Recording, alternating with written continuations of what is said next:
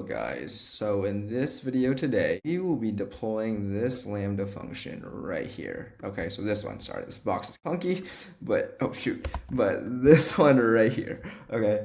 So far, we have done up to here, right? And in the past two videos, we have broken down the prompt to support this Lambda function for this clause extraction, right? And two, we have created the Lambda layer to actually include Pydantic. Okay, so Pydantic again is to enforce a JSON schema with this Lambda function. But so let's get into actually building this Lambda function and deploying it and getting this to work. Okay, so let's go to AWS. First thing we're gonna do is we're gonna create an SQS queue for all this. Okay, so just like with Textract, we need to create a DL queue and an SQS queue so that when a new text file comes into this bucket from the Textract, so a new Textract text file gets dropped in this bucket, right?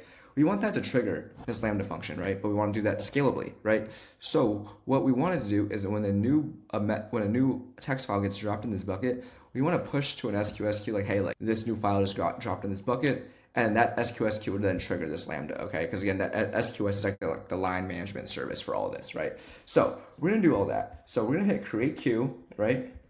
And let's start off with the DL queue. So very funny side note, I actually had recorded this video once already and I, didn't have the correct screen set. So I'm gonna put -1 for all of these and it'll run just fine still, but you can just do without the one because I already have an actual DLQ for this created, okay? Again, this is my second time recording this, unfortunately. But anyways, well, I'm gonna put -1, okay? But again, just make it just a no -1. And I'm gonna put this to 14 days, right? And here's why. DLQ is when so remember the whole point of SQS is for to do automatic retries, and if things don't run after the retries, we log them, right? After the retries all fail, if all the retries fail, they get sent to the DL queue, so this queue. We want to keep this for a sufficient amount of days, so I'm just saying it to the max because we want to give us time to actually hey, what's with these specific text files that ran through that just didn't pass, that just failed, right? So we're gonna set that to 14 days and then just hit create, okay? So hit create queue. What we need to then do is create another queue. We're then going to call this is going to be the main contract clauses queue. Okay, so queue, again, -1 for me because I ran this before. Visibility timeout. Make sure to set this to 6 minutes because we need to give time for actually the AI model, like the invoke model that we're going to run to AWS Bedrock, so the Claude, to actually run. Okay, and we can keep this all the same. What we're gonna do though, you have to make sure is if you scroll down to, where is it? And you gotta scroll down to dead letter queue right here, hit enable, and then you make sure you pick the one we just made right here, okay? I'm gonna set maximum receives to be 3. That's gonna be the number of retries we want. So the max retries is gonna be 3 for this case, okay? So hit create queue. What we need to then do is give this queue policy to be able to receive messages from S3. So, because again, remember, this queue is going to be receiving messages from this S3 bucket when a new text file gets dropped in, okay? So if we scroll down, this is the queue that's made. If you scroll down to access policy, hit edit, and right here, I'm going to replace it with this. And you guys can see it here. And all we're doing is just giving it allow to send, for S3 to send to this queue, essentially, right? From this bucket, from the contract processing project, okay? So that should be good. We're going to hit save. And now let's go to S3, okay? Because reason why we need to go to S3 is now we're allowing it permission for this S3 bucket to actually send messages to, to SQS, but now we actually have to create the actual trigger, right? So we're gonna go into closet. So what we're gonna do is we're gonna go to contract processing project, right? So this is the bucket that we've been working with. Hit properties, right? Scroll down, and then when you go to event notification, hit create event notification. Let's just call this contract processing, what did I name it? I'm gonna call this Textract text to clauses queue. I think I already named it this when I previously did it actually. So I'm gonna put -1, but you guys get you can name it whatever you want. The name doesn't make a difference. But the key thing is for the prefix, we're gonna define Textract dash. Reason being is that we want only new files. We only want this trigger when it's new files in the Textract folder, right? And .txt because that is the outputs from Textract. We're gonna hit all objects, create events, scroll down, hit the destination. We're gonna hit SQS queue, and then we're just gonna select the one we just created. So contract clauses queue -1, and then again it would just be -q because as you can see, you select the queue you want to send it to. So I actually hit a quick snag trying to run this, and here's a quick mistake on my part. So just so you guys can learn from my lessons, right? Is I named this queue contract clauses Q1, and obviously I'm rerunning this. I did this already, but messed up the recording. When I put in the inline policy, right, So this failed, unable to validate the following destination configuration. So I'm wondering why, right?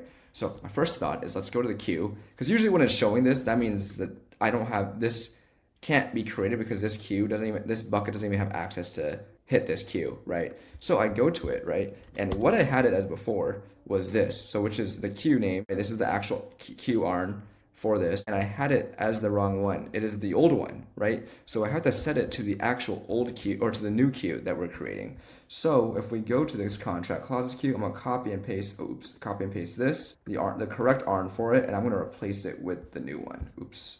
So, and that is just, so again, these policies do make a huge difference, as you can see. And then now this should run just fine. So I just saved it and let's see it work live. This is my first time running it. Let's hope this works. There it is. Thank God.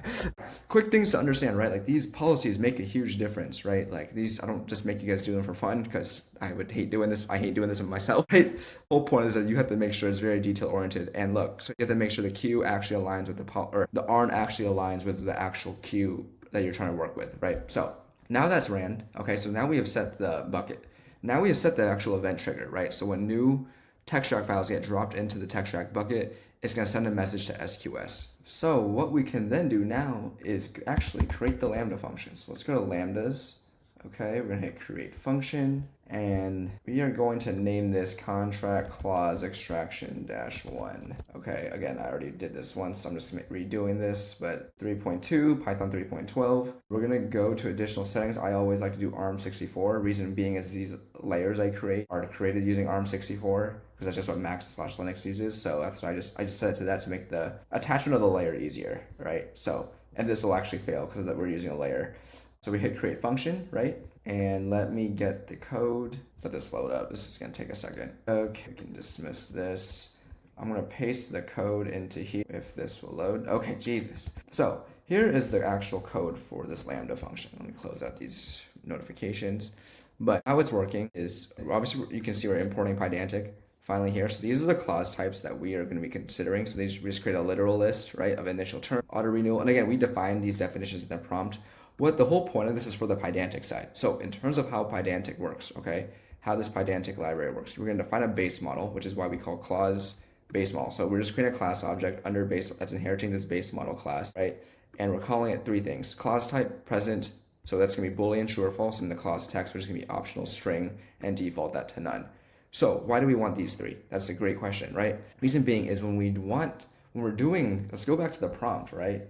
Because if we go back to the prompt, that is literally what we're telling Claude to pull clause type as one of these values that we already predefined, right? Let's look at that clause type, taking in one of the clause type from this list, right? Okay, that's gonna be present, that's gonna be a Boolean, true or false, right? Present, bool.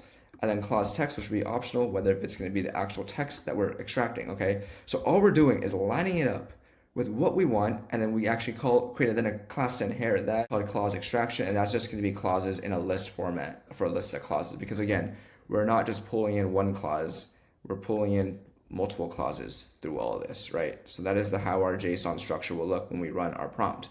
Okay, so that's the whole point of doing all that, okay? And once that's created, we can create the actual response schema. So we just call clause extraction.model.json schema, turning into JSON. And then from there on, we're defining the prompt that I just showed here.